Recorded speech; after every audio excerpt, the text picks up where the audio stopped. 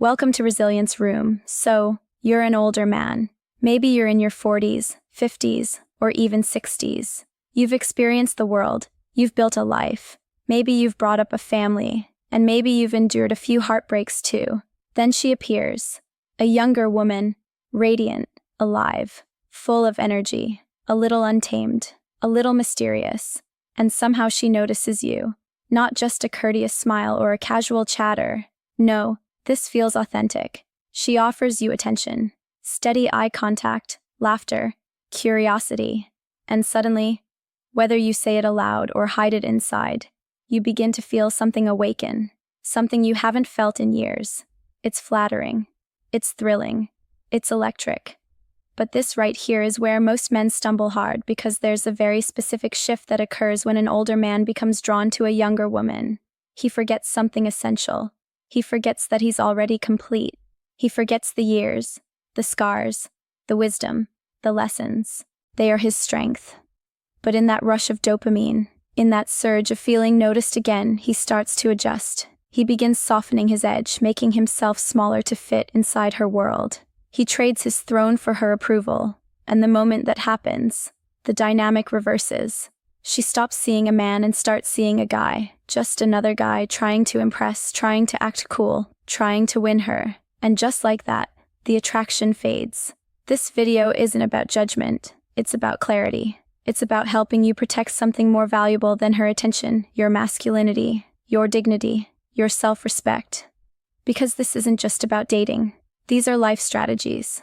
If you've ever felt confused, manipulated, or knocked off track by a younger woman who hasn't lived half the life you have, then this is your wake-up call. Stay around because by the end of this video, you'll know exactly where men fall and how you can rise again by doing less, not more. Now, let's begin. Rule 1. Don't try to be her age. You're not her equal. And one of the most common mistakes older men make when dealing with younger women is this. They try to squeeze themselves into her world. They talk like her, dress like her, try to keep up with TikTok trends, use Gen Z slang, or pretend they love her favorite YouTube influencer. And sure, it might begin with good intentions. You want to connect, relate, build rapport. But what actually happens? You lose the very thing that made you interesting in the first place. The moment you try to act like her equal, you blunt your edge. You stop being the grounded, composed, experienced man and become just another guy, chasing her vibe. And here's the thing. She can feel it. Even if she doesn't say it, she senses it in your energy. Women, especially younger ones, have a sharp instinct for authenticity. So, when an older man tries to act cool, by mirroring her lifestyle, it doesn't just feel off. It feels insecure. Your age isn't a disadvantage. It's your edge. You've lived. You've failed. You've risen. You carry a deep, unshakable presence that only time in the trenches of life can give you, and that's what pulls her in. Not your TikTok fluency, not your Netflix knowledge, but your stillness, your depth, your leadership. Want a real example? Picture this. You're on a date. She says, "Oh my God, I'm obsessed with this 23-year-old influencer who gives the best advice on relationships." You could nod, pretend you know them, even pull out your phone and fake scroll. Or you could smile, lean back, and say, "I don't follow that stuff much. I prefer conversations that don't disappear in 24 hours. Boom. One line. That's the difference between a man and a mimic. You didn't insult her. You didn't try to play along. You simply stood firm in your frame. That's mystery. That's contrast. That's magnetic. Because here's the paradox.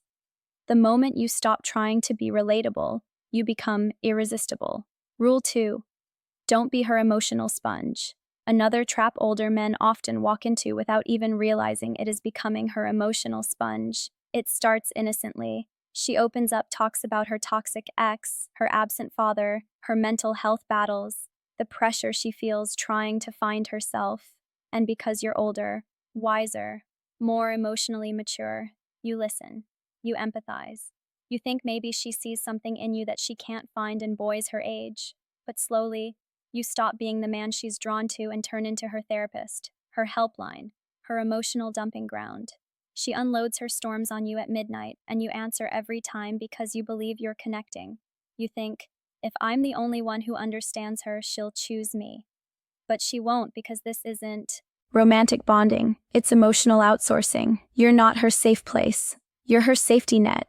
You're giving her stability, but instead of feeling attraction toward your strength, she starts viewing you like her support system. That's not love. That's convenience. Here's the harsh truth. If you mistake emotional caretaking for romantic attraction, you'll end up in the friend zone wearing a suit that looks like love. She'll keep talking about the guy who ghosted her. She'll cry on your shoulder when things collapse, and then she'll vanish for days when she's happy again. You're not her partner. You're her reset button. But a stoic man doesn't get pulled into chaos just to feel needed.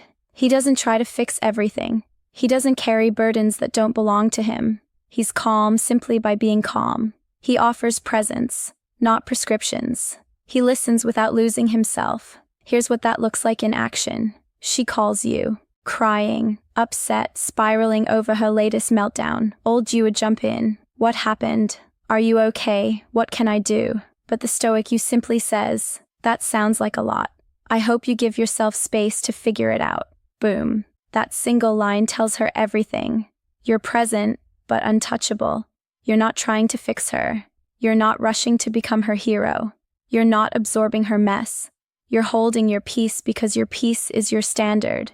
And that's what makes a woman sit up. Not because she can pull you in, but because she can't. Stay tuned because what comes next is even deeper. If you're finding value in this, make sure you subscribe, like, and share this video so more men can learn these powerful lessons and protect their masculinity. Rule 3. Don't chase her validation. This one hurts because a lot of strong men fall for it without even noticing. Chasing her validation doesn't always look desperate at first. It looks like complimenting her one more time than she deserves. It looks like waiting longer for her replies than she does for yours. It looks like softening your opinions just to keep her interested. It looks like laughing at jokes that aren't funny. It looks like agreeing with things that don't match your truth. And you tell yourself, I'm just being kind. I'm showing her I care. But what you're really doing is surrendering your center, and here's what happens. The moment you start needing her validation, she stops seeing a man and starts seeing a performer. You're not leading, you're pleasing. You're no longer the mountain. You're the man orbiting her emotions like a moon, desperate for her gravity. And women, especially younger ones, don't respect performers. They test them. They pull back. They delay replies. They flirt with someone else just to see if you'll chase. That's not attraction. That's erosion. Real attraction happens when you stay rooted. When her approval doesn't move you. Remember what Marcus Aurelius said. It never ceases to amaze me. We all love ourselves more than other people, yet care more about their opinion than our own. Flip that. Let's make it practical. She takes 6 hours to reply to your text. What do? You don't double text. You don't send a meme just to reopen the chat. You don't post a story hoping she'll see it. You live, you build, you stay centered. If she comes back, great. If she doesn't, even better. Because either way, you didn't compromise your edge. Story time. Tom's wake-up call. Let me tell you about Tom. Tom's 48, divorced, and built his own business. He met a 28-year-old. She was vibrant, curious, beautiful, and he was hooked. At first, it was great, but slowly, Tom started adjusting. He began planning elaborate dates just to impress her, complimenting her constantly, avoiding certain topics just to keep things smooth, rewriting parts of himself bit by bit. And guess what? She started pulling back, less responsive, less engaged, less respectful, until one day she said it. I just don't feel that spark anymore. But what she really meant was, you lost your edge. Here's the twist. Tom didn't beg. He didn't chase. He rebuilt. He started training again, expanding his business, reconnecting with his mission. He stopped performing and started leading. 3 months later, she reached out again, but this time it was different because he was different. He wasn't trying to win her anymore. He didn't need her attention. And that energy, she felt it instantly. Rule 4. Don't try to impress her. Lead instead. Let this sink in. You're not here to impress her. That single sentence, if truly understood, will protect you from years of confusion, rejection, and emotional exhaustion. But most older men forget because everything in modern dating tells you the opposite. Flashy dinners, clever texting games, changing your whole tone just to get a second date. You ask yourself, what can I do to make her like me? Wrong question. The real question is, am I leading with strength or dancing for attention? Because when you're with a younger woman, trying to impress her isn't just unnecessary, it's destructive. The instant you switch from leading to performing, you abandon your masculine role. You make her the judge, place her on the throne, and turn yourself into a contestant. Now, you're not holding the frame. You're asking her to hold it. That new shirt you bought, that restaurant you researched just to wow her, that carefully filtered compliment you nearly deleted before sending, she can feel all of it. Not consciously, but in your energy. And what does that energy say? I hope this works. That's not attractive. That's insecure. Now don't confuse leadership with domination. It's not barking orders. It's not arrogance. It's not overcompensation. It's direction. It's presence. It's stability. And for a younger woman, someone raised on digital noise, emotional chaos, and flaky men, that kind of grounded stillness is rare and magnetic. Here's how a stoic man moves. She says, "Where do you want to go?" You don't answer, "Whatever you want, I don't care." You say, "Let's do this. It'll be good."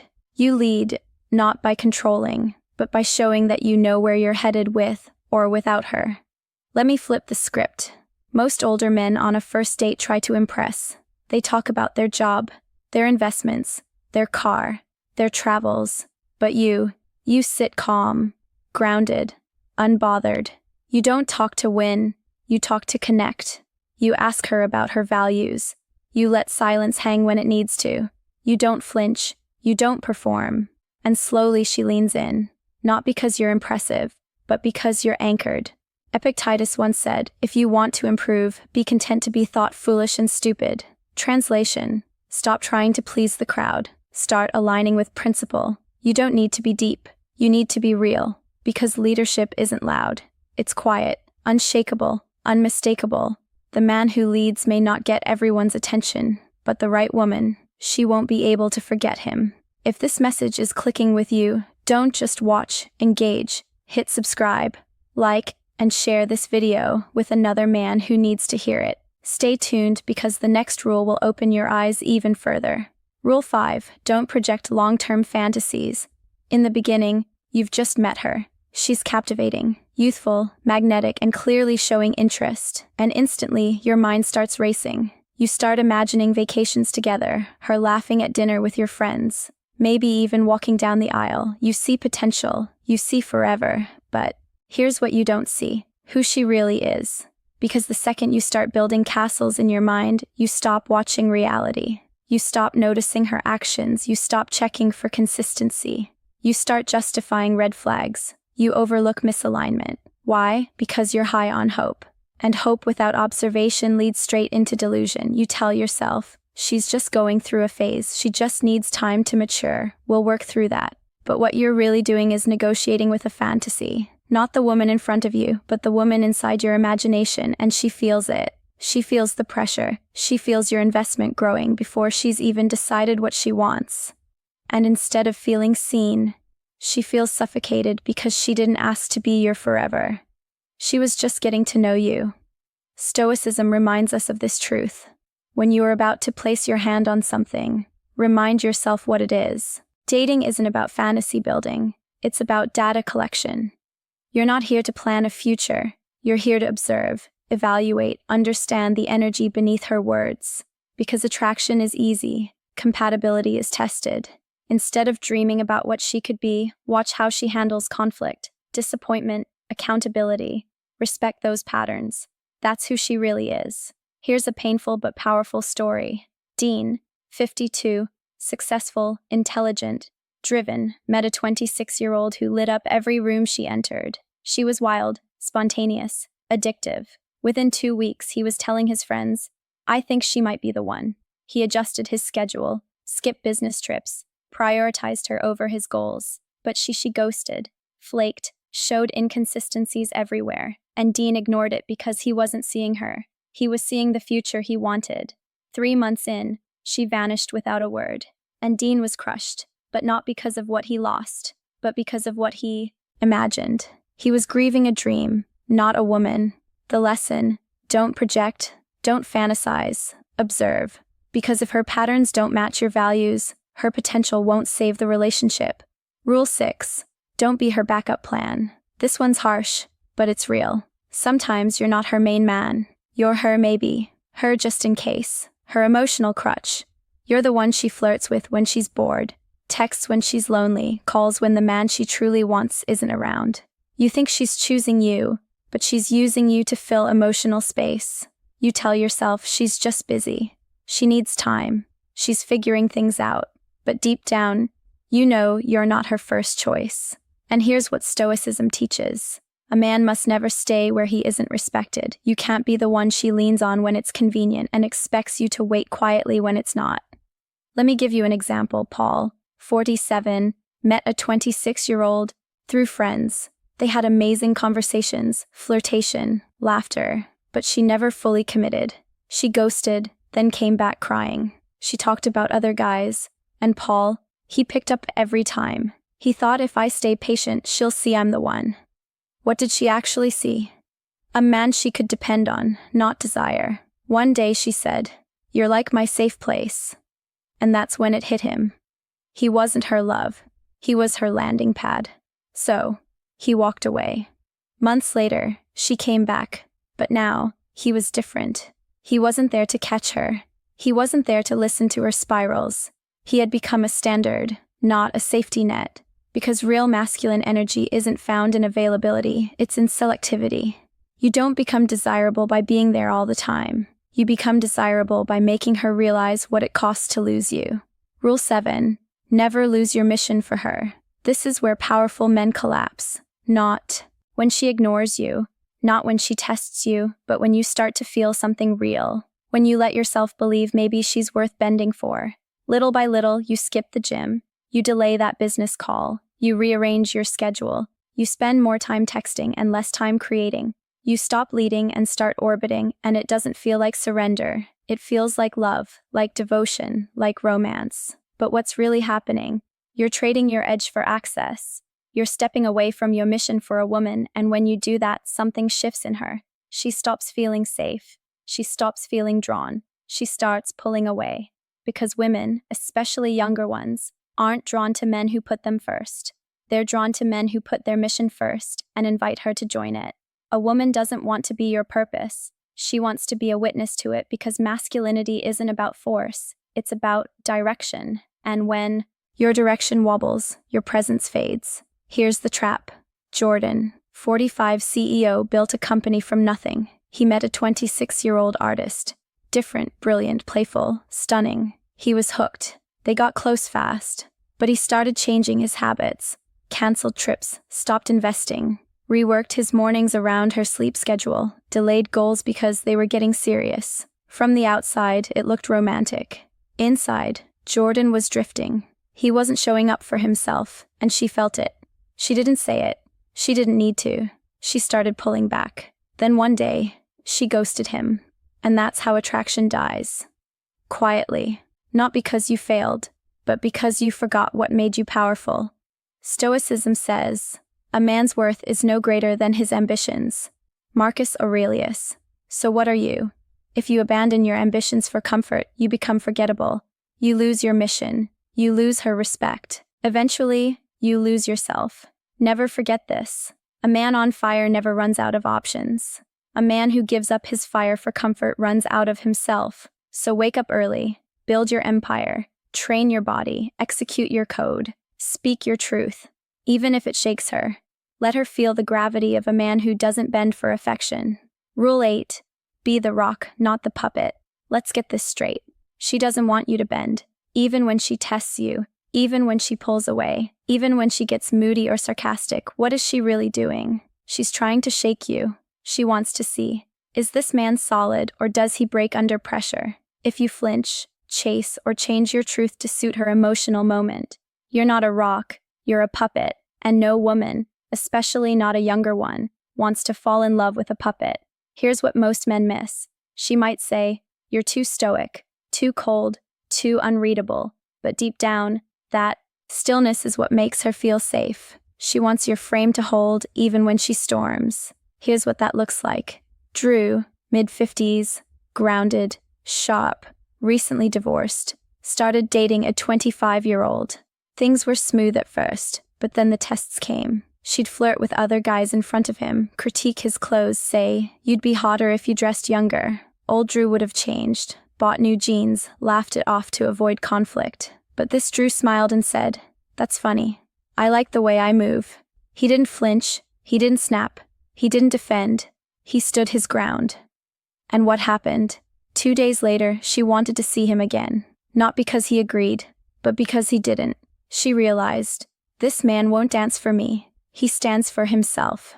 And that's where trust begins. Because women don't trust the men they can control. They trust the men who can't be moved without principle. That's stoicism, calm, composed, commanding, not reactive, not emotional, not approval-seeking. That's the man who leaves a mark. If you've made it this far, you're clearly not like most men. So before you go, hit subscribe, like, and share this video so more men can rise from confusion to clarity. Join the manipulated mind for deeper insights, exclusive stoic lessons, and powerful mindset breakdowns. Because you're not just chasing her, you're building you. And that's the kind of man the world never forgets. Rule 9, stop buying her time, start commanding it. This one's hard to hear, but it's the truth. You don't buy a woman's attention, not the kind that matters, not the kind that lasts. You command it. But many older men still believe this lie. If I give enough money, comfort, or effort, she'll stay. So, they overextend. Fancy dinners, endless compliments, emotional therapy sessions, texts with no reply. They spend everything trying to keep her close. But that energy tells her, "I don't think I'm enough. I think I need to earn you." And when she feels that, she might stay, but not out of desire, out of convenience. A younger woman doesn't want a sponsor. She wants a signal, a sign that your time, your attention, your energy aren't cheap, that they can't be bought. They must be deserved. Marcus Aurelius said, "Waste no more time arguing what a good man should be. Be one." Same rule here. Stop trying to prove your value. Be valuable. Let me tell you about Dan. Dan, 50, met a 27-year-old at a conference. She was fiery, high energy, used to attention. Most men threw money and praise at her. Dan didn't. He set clear plans, didn't chase replies, didn't overextend, didn't fold under delay. At first, she tested him, took forever to respond, got snarky, acted distant, and Dan stayed unbothered, stayed present, stayed unavailable to nonsense. Slowly, she started chasing his time, not because he gave more, but because he gave less with intention. Lesson: you don't need to impress her. You need to impress upon her what she stands to lose if she fumbles. Rule 10. Let her earn your depth.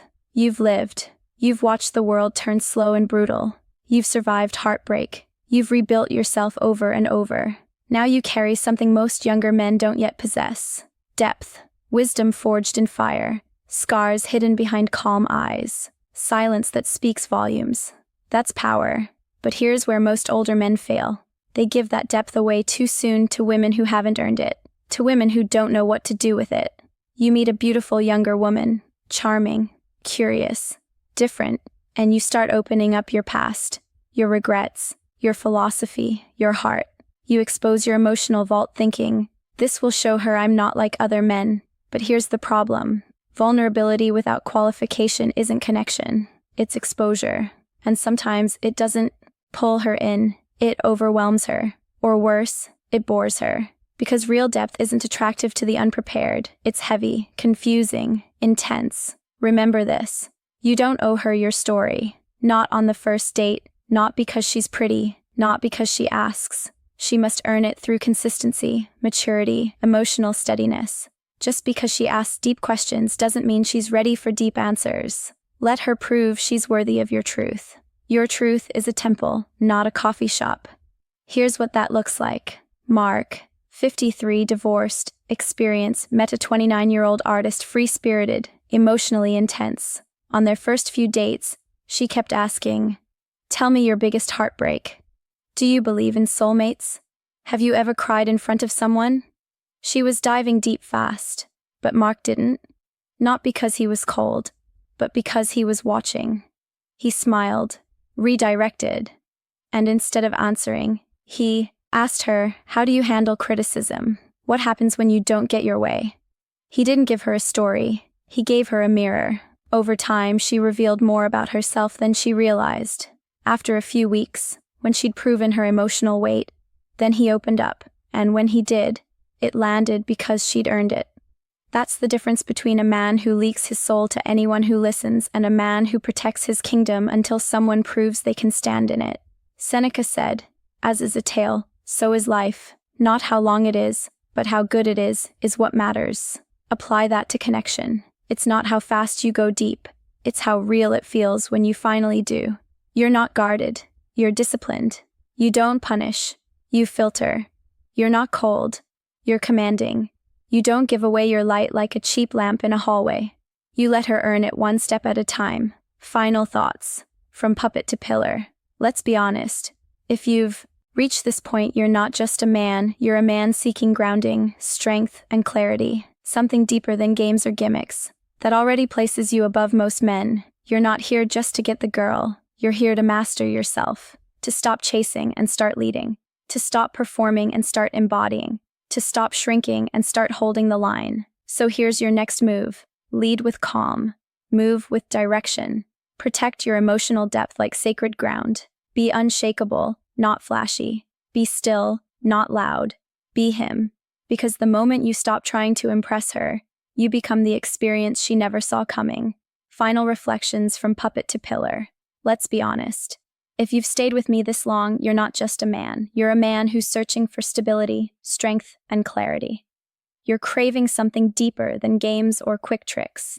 And that already puts you ahead of 95% of men out there. You're not just here to get the girl. You're here to master yourself, to stop chasing and start leading, to stop performing and start embodying, to stop shrinking and start standing firm. So here's your next move. Lead with calm. Move with direction. Protect your depth like it's sacred. Be unshakable, not flashy. Be steady, not loud. Be him, the man in control of his frame. Because the moment you stop trying to impress her, you become the experience she never saw coming. Comment below. I lead from center. If you're finished performing and ready to live from your truth, subscribe to The Manipulated Mind, not just for dating insight, but for mindset mastery, emotional intelligence, and masculine clarity. And if you want to go deeper to unlock exclusive content, tactical stoic breakdowns, and a brotherhood of disciplined men, join the Manipulated Mind community today. Because you're not simply chasing her, you're building you, and that's the kind of man the world and she will never forget. Music.